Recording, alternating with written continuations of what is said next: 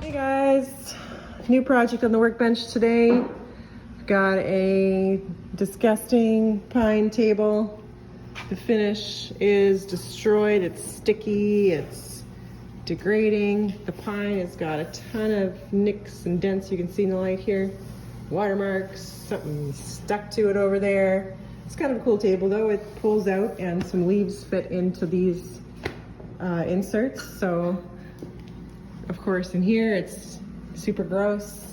Lots of food and stuck on grease and grime. So anyways, we're gonna strip this off and then probably give it a pretty heavy sand and take it down so we get all new pine popping through.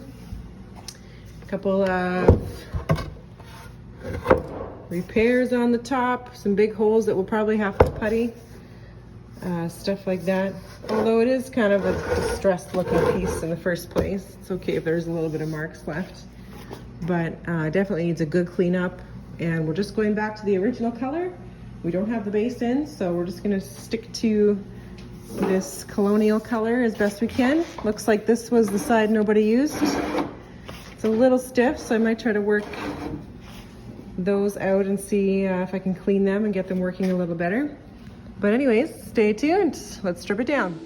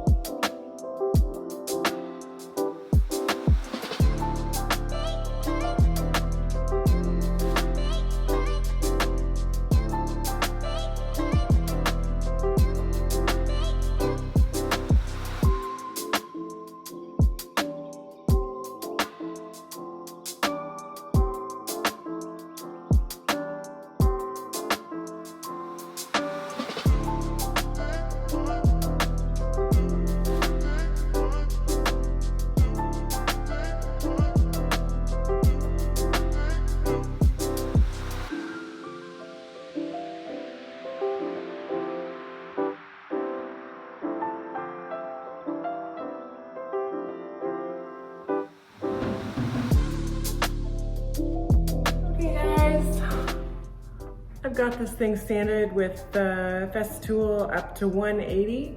So now it's just hand sanding, making sure every little swirl mark is removed.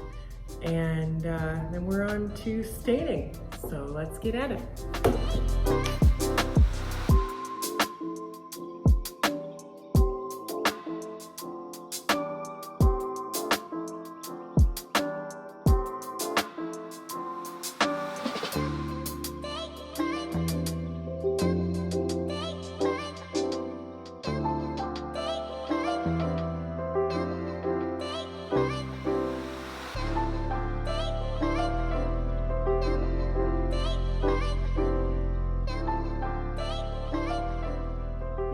I'm just into the hand sanding here pretty good. Now because pine is so soft, I'm finding a lot of little swirls, so I'm just working at it and getting things to a nice smooth surface. So these are the little marks that I'm talking about here. You can see this is a little swirl, and these just come from something stuck in your sander that catches and puts a little cut. So you have to sand it pretty good. Takes a little bit. And this is 180. You can see it's slowly disappearing here, but it takes a substantial amount of time and effort to get that cross-grain swirly to disappear.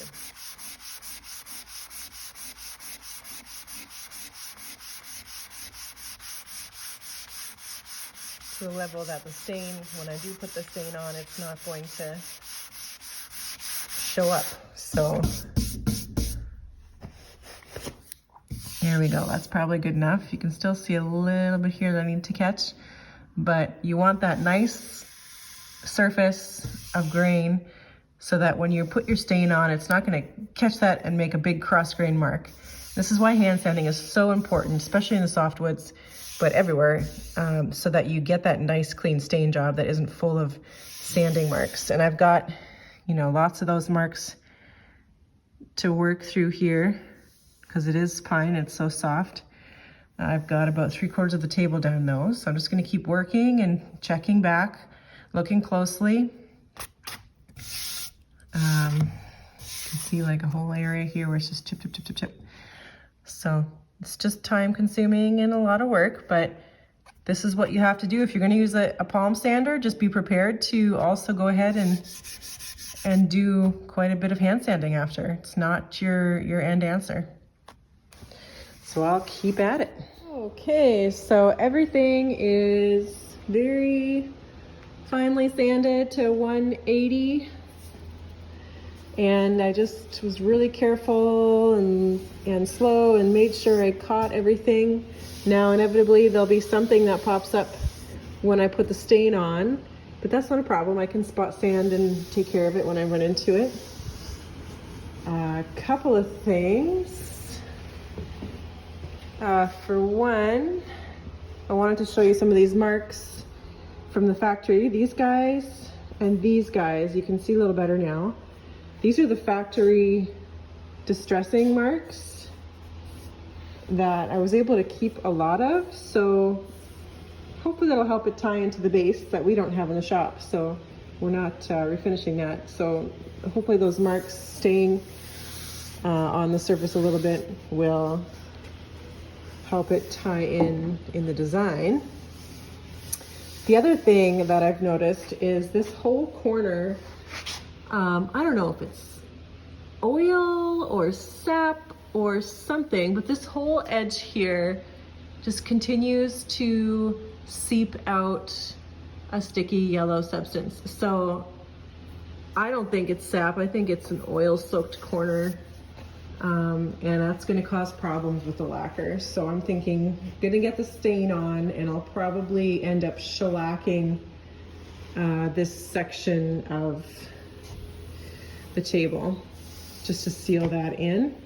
I'm gonna try to wipe as much as I can off with some Varsol and degreaser and try to get as much as I can, because like when I rub my finger on it, it's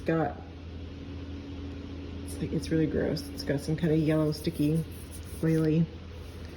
And I just think because there was so much grossness right here in this area that the oils from everything, the food, kitchen grease, all kinds of stuff just soaked right into that area there. And that's gonna cause a big problem for finishing. Lacquer does not play nice with oils, greases, silicones, any type of situation like that. It'll just pull away from the area and refuse to coat it, which is called a fisheye. So it's contamination basically on this corner of the table. And I would bet that this whole table has issues like that because the finish was in such bad condition. I'm guessing that, you know, there's a little bit of contamination. Even though we sanded the heck out of this thing, you know, wood is a sponge and you can't sand that out.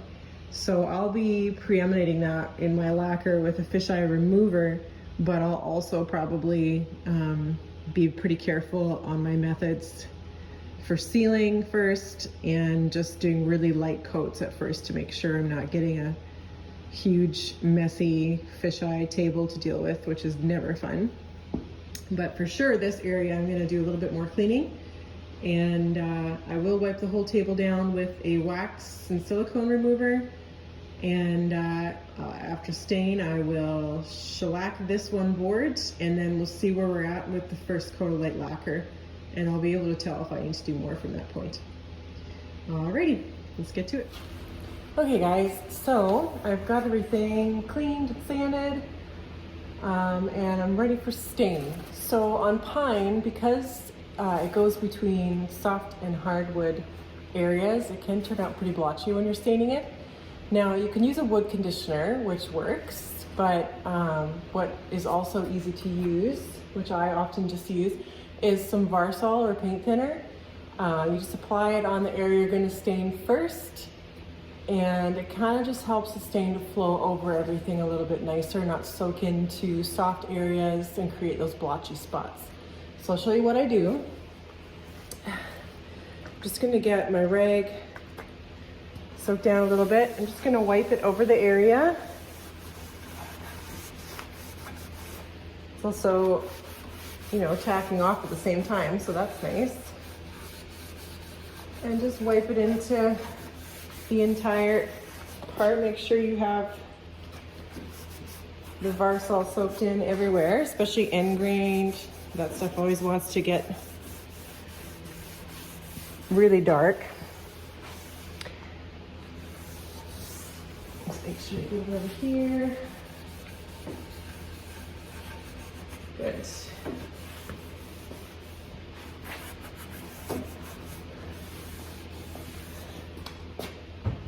And before that dries too much, just get your stain. And you can even kind of see it gliding across the surface a little better too. Whereas with a really raw piece of wood, you're usually working pretty hard to get all the stains spread around everywhere because it's so grippy. So not only is it gonna look nicer, it's also a little easier to get the stain on everywhere. When you've got a big table you want to get the stain across fairly quickly, it's nice to have a little bit easier. There, we've got it spread everywhere. And just wipe it off.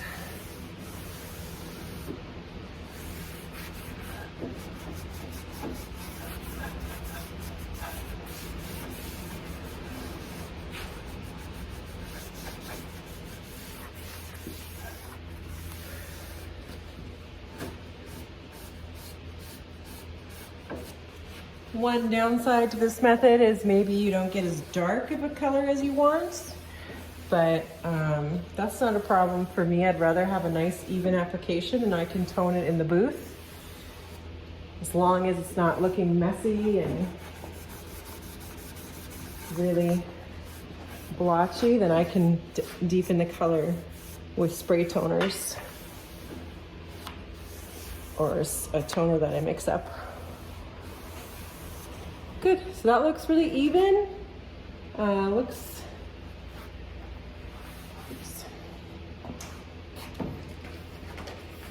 really even. Doesn't have a blotchy dark spot anywhere. It didn't soak in extra everywhere. It's kind of doing the same job as a wood conditioner would. So you can just see, looks pretty nice. So I'm happy with that. There's a couple areas along the edge here that looks like I could sand a little bit more. There are some marks here, along this top here a little bit more. So those are going to pop up all over the table, and I'm just going to deal with them as I find them. It's impossible to get them all out in the first stage when you can't see that much, but I'm happy with that. So I'll just keep on working across the table in sections until it's all stained up. Okay guys, so I've got it all stained up. I switched to Gaudy Oak, Golden Oak. I did one whole quart of the other stain, and then I decided I wanted a little bit more of a red color coming through. So it all looks pretty good. I mean, it looks awful on camera, but standing here, it looks good. So that's gonna dry overnight, and we'll get it to clear coats tomorrow.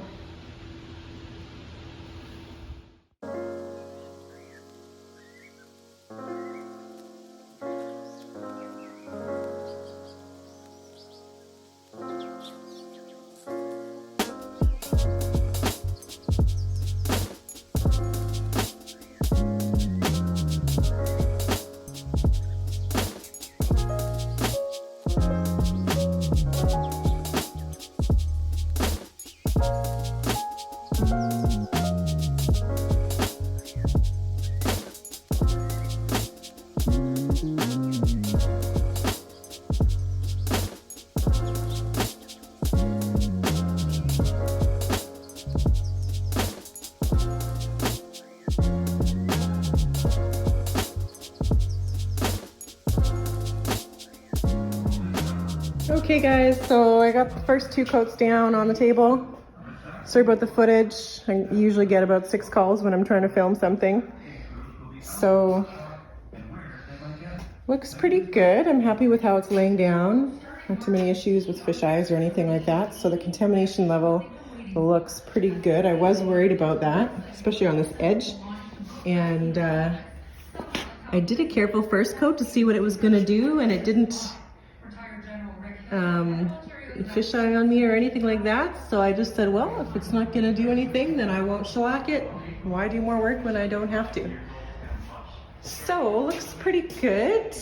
I think the color's pretty bang on. I'm gonna flip over one of the leaves once it's dry and make a final decision on that. If I need to tone it at all, I can do it before I do the rest of the coats. There's a little bit of a lighter, you can probably see right here, a little bit of a lighter spot for some reason. Maybe it didn't get sanded as much as everything else or something like that.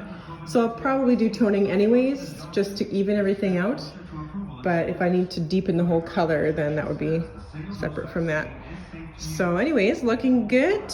I'm gonna let that dry for a few hours and work on something else and come back, sand it down and get to it. There we go. Okay guys, so that's 4 coats and some tint work on the table. You can see that lighter area is gone there. It's all blended in. Looking good.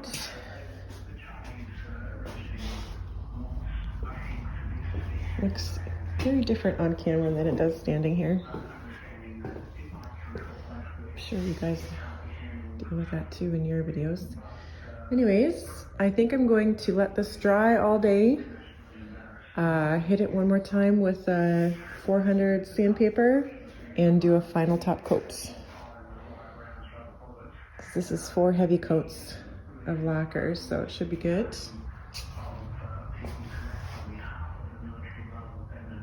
I like how it's turning out though, it looks pretty nice.